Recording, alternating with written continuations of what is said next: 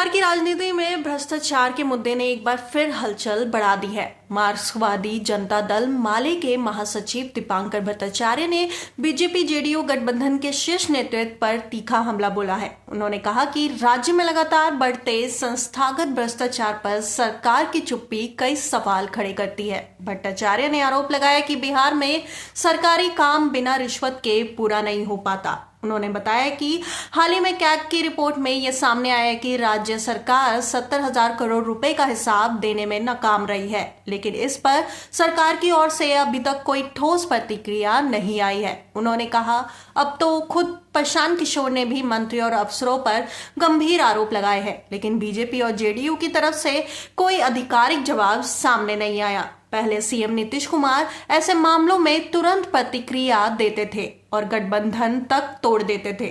आज जब सम्राट चौधरी और अशोक चौधरी जैसे नेताओं पर सवाल उठ रहे हैं, तब मुख्यमंत्री और उनकी पार्टी मौन है। भट्टाचार्य ने यह भी कहा कि जेडीयू के कुछ प्रवक्ता मीडिया में बयान दे रहे हैं, लेकिन पार्टी का शीर्ष नेतृत्व पूरी तरह मौन है। जनता जानती है कि इन गंभीर आरोपों में कितनी सच्चाई है और सत्ता पक्ष क्यों बचाव कर रहा है। उन्होंने प्रशांत किशोर के आय खुलाने का जिक्र करते हुए कहा कि पिछले 3 साल में उन्हें 240 करोड़ रुपए मिले, जो उन्होंने राजनीतिक दलों और कंपनियों को सलाह देकर अर्जित किए। इसके बावजूद कई सवाल खड़े हैं। उन्होंने पूछा कि प्रशांत किशोर का आखिरी चुनाव प्रबंधन 2021 के बंगाल विधानसभा में था। पिछले 3 साल से वे बिहार में अपनी राजनीतिक सक्रियता बढ़ा रहे हैं। भट्टाचार्य ने सवाल उठाया कि उन्होंने किससे सलाह दी और क्या ये कमाई 2024 के लोकसभा चुनाव में बीजेपी को 400 से अधिक वोट सीट दिलाने की रणनीति से जुड़ी है। उन्होंने ये भी कहा कि ये साफ होना चाहिए कि किशोर